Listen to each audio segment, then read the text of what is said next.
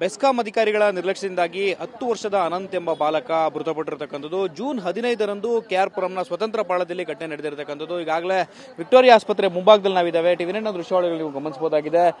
ನೇಪಾಳದಿಂದ ಬದುಕನ್ನು ಕಟ್ಟಿಕೊಳ್ಬೇಕು ಅಂತ ಹೇಳಿ ವಲಸೆ ಬಂದಿದ್ದಂತಹ ಕುಟುಂಬವೊಂದು ಸ್ವತಂತ್ರ ಪಾಳ್ಯದ 2ನೇ ಮಹಡಿಯಲ್ಲಿ, ಕೆಆರ್ ಪುರಂನ ಸ್ವತಂತ್ರ ಪಾಳ್ಯದ 2ನೇ ಮಹಡಿಯ ಮನೆಯಲ್ಲಿ, ಬಾಡಿಗೆ ಮನೆಯಲ್ಲಿ ವಾಸವಿದ್ರು. ಜೂನ್ 15ರಂದು ಆ ಮಗು ಆಟವಾಡಬೇಕಾದ್ರೆ 10 ವರ್ಷದ ಬಾಲಕ ಅನಂತ್ ಎಂಬಾತ ಅದನಿಗೆ ಮನೆಯ ಮುಂಭಾಗದಲ್ಲೇ ಹಾದು ಹೋಗಿದ್ದಂತಹ ಹೈಟೆನ್ಷನ್ ವೈರ್ ಶಾಕ್ನಿಂದಾಗಿ ಆತ ದೇಹದ ಭಾಗ 60% ಸುಟ್ಟ ಗಾಯಗಳಿಂದ ಬಳಲ್ತಿದ್ದ. ಆ ಬಾಲಕನನ್ನ ವಿಕ್ಟೋರಿಯಾ ಆಸ್ಪತ್ರೆ ಸುಟ್ಟ ಗಾಯಗಳ ವಿಭಾಗಕ್ಕೆ ದಾಖಲು ಮಾಡಲಾಗಿತ್ತು. ಕಳೆದ 5 ದಿನಗಳಿಂದಲೂ ಕೂಡ ಚಿಕಿತ್ಸೆಯನ್ನ ಮುಂದುವರೆಸಿದ್ರು ವೈದ್ಯರು. ಆದಾಗ್ಯೂ ಕೂಡ ಚಿಕಿತ್ಸೆ ಫಲಕಾರಿಯಾಗದೆ ಇಂದು ಮಧ್ಯಾಹ್ನ 12:30 ಸುಮಾರಿಗೆ ಅನಂತ್ ಸಾವನ್ನಪ್ಪಿರ್ತಕ್ಕಂಥದ್ದು. ಈ ರೀತಿಯ ಹೈಟೆನ್ಷನ್ ವೈರ್ನ ಹಾವಳಿಯಿಂದಾಗಿ ಪದೇ ಪದೇ ಈ ರೀತಿಯ ಘಟನೆಗಳು ನಡೀತಿದೆ ಅಂತೇಳಿ ಅಲ್ಲಿರ್ತಕ್ಕಂಥ ಸ್ಥಳೀಯರು ಆರೋಪವನ್ನು ಮಾಡ್ತಾರೆ. ನಾಗೇಶ್ ಟಿವಿ9 ಜೊತೆಗಿದ್ದಾರೆ. ಕೆಆರ್ ಪುರಂನ ಸ್ಥಳೀಯರು ಏನ್ ಹೇಳ್ತಾರೆ ಅವ್ರನ್ನ ಕೇಳೋಣ. ಸರ್, ಘಟನೆ ನಡೆದಂತದ್ದು ಯಾವಾಗ? ಅನ್ನದ ಸಾಂಬಾರ್ ರುಚಿನೇ ಬೇರೆ, ಇಡ್ಲಿ ಸಾಂಬಾರ್ ರುಚಿನೇ ಬೇರೆ. ಇರೋ ಒಂದೇ ಸಾಂಬಾರ್ ಪೌಡರ್ ಅಲ್ಲಿ 2 ಮಾಡಕ್ಕಾಗತ್ತಾ? ಆನ್ಸರ್ ಮಾಡಿ, ಪ್ರೈಸ್ ಗೆಲ್ಲಿ. ಆನ್ಸರ್ ಮಾಡಲು ಕರೆ ಮಾಡಿ. ಯಾವ ರೀತಿಯಾಗಿ ಆಯ್ತು ಅಂತ ಸರ್? ಘಟನೆ ನಡೆದ 15ನೇ ತಾರೀಕು 4 ಗಂಟೆಯಲ್ಲಿ ಸರ್. ಸ್ಕೂಲಿಂದ ಬಂದು ಮಗು ಆಟ ಆಡ್ತಾ ಇರ್ಬೇಕಾದ್ರೆ ಪರ್ಕೆ ಬೈ ಮಿಸ್ಟೇಕ್ ಹೋಗಿರೋದ್ರಿಂದ ಪರ್ಕೆಯಿಂದ ಬ್ಲಾಸ್ಟ್ ಬಾಂಬ್ ತರ ಸೌಂಡ್ ಬಂತು ಸರ್. ಅಕ್ಕಪಕ್ಕ ಮನೆಯಲ್ಲಿರೋಂಥ ಫ್ರಿಜ್ಜು, ಟಿವಿಗಳು, ಏನು 4 ಮನೆ ಹೊಸ ಆಗಿರ್ತಾರೆ, ಎಲ್ಲ ಬಾಡಿಗೆ ಮನೆಗಳೇ. ಓನರ್ ಅಲ್ಲಿ ಇರೋಲ್ಲ, ಓನರ್ ಬೇರೆ ಕಡೆ ಇರ್ತಾರೆ. ಇನ್ನೆಲ್ಲ ಬಾಡಿಗೆಯವರೇ, ಎಲ್ಲಾನು ಬಡವರೇನೆ. ಅವರು ಮನೆಗಳಲ್ಲಿರೋಂಥ ಫ್ರಿಜ್ಜು, ಟಿವಿ ಎಲ್ಲ ಬರೋದು ಮನೆನೇ ಒಂಥರ ಬ್ಲಾಸ್ಟ್ ಬಾಂಬ್ ಸೌಂಡ್ ಬಂದಿರ್ತದೆ. ಹಾಗಾಗಿ ಎಲ್ಲಾನು ಭಯ ಬಿದ್ದಿರ್ತಾರೆ. ಶಾರ್ಟ್ ಸರ್ಕ್ಯೂಟ್ ಆದಂತ ಸಂದರ್ಭದಲ್ಲಿ ಈ ಮಗು ಏನು ಒಳಗಡೆ ಇತ್ತು, 2ನೇ ಮಹಡಿನಲ್ಲಿ ಇತ್ತು ಮಗು.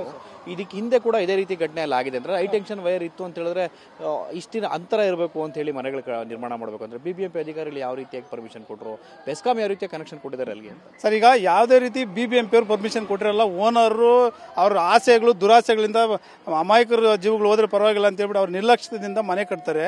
ಅದನ್ನ ಕಣ್ಣು ಮುಚ್ಕೊಂಡು ಇರ್ತಾರೆ. ಅದನ್ನ ನಿಲ್ಸ್ಬೇಕು. ಆಕ್ಚುಲಿ ಕಾನೂನು ಅಡಿಯಲ್ಲಿ ಬಂದ್ಬಿಟ್ಟು ಬಿಬಿಎಂಪಿ ಅಡಿಯಲ್ಲಿ ಇವರು ನಿಲ್ಸ್ಬೇಕು. ಯಾರು ಬಿಬಿಎಂಪಿ ಅಧಿಕಾರಿಗಳು ನಿಲ್ಸಲ್ಲ.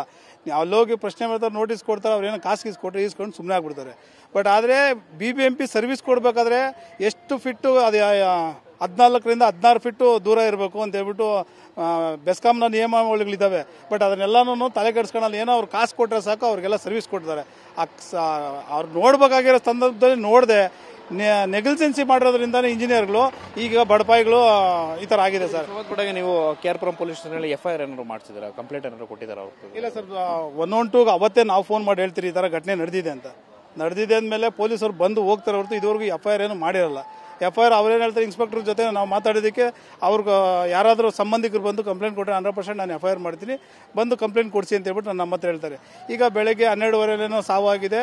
ಇನ್ಸಿಡೆಂಟ್ ಆಗಿ 5 ದಿವಸ ಆಗಿದೆ. 5 ದಿನದಿಂದಲೂ ಕೂಡ ಇದುವರೆಗೂ ಕೂಡ ಪೊಲೀಸ್ ಸ್ಟೇಷನ್ ಅಲ್ಲಿ ಕೇಸ್ ದಾಖಲಾಗಿಲ್ವಾ? ಇಲ್ಲ ಸರ್, ಇದುವರೆಗೂ ಯಾವುದೇ ರೀತಿ ದಾಖಲಾಗಿಲ್ಲ, ಕೇಸ್ ದಾಖಲಾಗಿಲ್ಲ ಸರ್ ಇದುವರೆಗೂ. ಮತ್ತೆ ಆಕ್ಚುಲಿ ಹಿಂದೆ ಕೂಡ ಪ್ರಕರಣಗಳಾಗಿತ್ತು ಅಂತ ಹೇಳಿ, ಯಾವ ಪ್ರಕರಣ ಸರ್? ಇದೇ ಸೇಮ್ ಹೈಟೆನ್ಷನ್ ವೈರ್, ಬೇರೆದಲ್ಲ, ಇದೇ ಹೈಟೆನ್ಷನ್ ವೈರೇನೆ. ಅಲ್ಲಿಂದ ಒಂದು 500 ಮೀಟರ್ 600 ಮೀಟರ್ ದೂರದಲ್ಲಿ ಒಂದು ಮನೆ ಕಟ್ತಾ ಇರ್ತಾರೆ. ಮನೆ ಕಟ್ತಾ ಇರ್ಬೇಕಾದ್ರೆ ಒಬ್ಬ ಗಾರೆ ಮೇಸ್ತ್ರಿ ಏನು ಫಸ್ಟ್ ಫ್ಲೋರ್ ಕೂಡ ಕಟ್ತಾ ಇರ್ಬೇಕಾದ್ರೆ ಒಂದು ಕಂಬಿ ನಿಂಗೆ ಎತ್ತಬೇಕಾದ್ರೆ ಹಂಗೆ ಒಂದು ಮೇಲೆ ಕೇಳ್ಕೊಂಡು ಬರೀ 2 ಸೆಕೆಂಡ್ ಬರ್ನ್ ಆಗ್ಬಿಡ್ತಾರೆ ಅವರು. ಅಂದ್ರೆ ನಿರ್ಮಾಣ ಮಾಡೋ ಸಂದರ್ಭದಲ್ಲಿ ಇದೇ ಬಿಲ್ಡಿಂಗ್ ಅಲ್ಲ ಸರ್, ಇದೇ ಬಿಲ್ಡಿಂಗ್ ಅಲ್ಲ, ಇದು ಅದೇ ಹೈಟೆನ್ಷನ್ ಲೈನಲ್ಲಿ ಸ್ವಲ್ಪ 500 ಮೀಟರ್ ದೂರದಲ್ಲಿ ಇದು ನಡೆದು ಒಂದು 4-5 ತಿಂಗಳಾಗಿದೆ ಸರ್. ಈ ವರ್ಷದಲ್ಲಿ ಏನಿಲ್ಲ ಅಂದ್ರೆ 4 ಪ್ರಕರಣ ನಮ್ಮ ಕೆಆರ್ ಪುರಂ ಭಾಗದಲ್ಲೇ ಆಗಿದೆ ಸರ್. ಇದು ಕೇಸ್, ಆ ಕೇಸು ಕೂಡ ರಿಜಿಸ್ಟರ್ ಆಗಿರಲಿಲ್ಲ. ಇಲ್ಲ ಸರ್, ಅದು ಕೇಸ್ ರಿಜಿಸ್ಟರ್ ಆಗಿಲ್ಲ. ಅವರು ಅಷ್ಟೇ ವಲಸೆ ಬಂದಿರೋರು, ಕೆಲಸಕ್ಕೋಸ್ಕರ ಬಂದಿರೋರು, ಅವ್ರದ್ದು ಪ್ರಕರಣ ಆಗಿಲ್ಲ. ನೆಕ್ಸ್ಟ್ ಮುಂದಿನ ಸ್ಟೆಪ್ ಏನಾಗಿರುತ್ತೆ ಸರ್? ಈಗ ನೆಕ್ಸ್ಟ್ ನಮ್ಮ ಮುಂದಿನ ನಡೆ ಯಾವತ್ತೂ ಅಮಾಯಕ ಜೀವಗಳ ಆಟ ಆಡಬಾರ್ದು, ಇದು ಮುಂದೆ ಆಗಬಾರ್ದು. ಹಾಗಾಗಿ ನಾವು KIB ಆಫೀಸ್ ಮುಂದ್ಗಡೆ ಮಗುನ ಶವ ಕೊಟ್ಟಿದ ತಕ್ಷಣ ಹೋಗಿ ಪ್ರತಿಭಟನೆ ಮಾಡಬೇಕಂತ ಸ್ಥಳೀಯರೆಲ್ಲನೂ ಇದಾಗಿ ಫಿಕ್ಸ್ ಆಗಿದ್ರಿ ಸರ್. ಕ್ಯಾಮರಾಮನ್ ಬಾಲಾಜಿ ಜೊತೆ ಶಿವಪ್ರಸಾದ್, ಟಿವಿ9 ಬೆಂಗಳೂರು.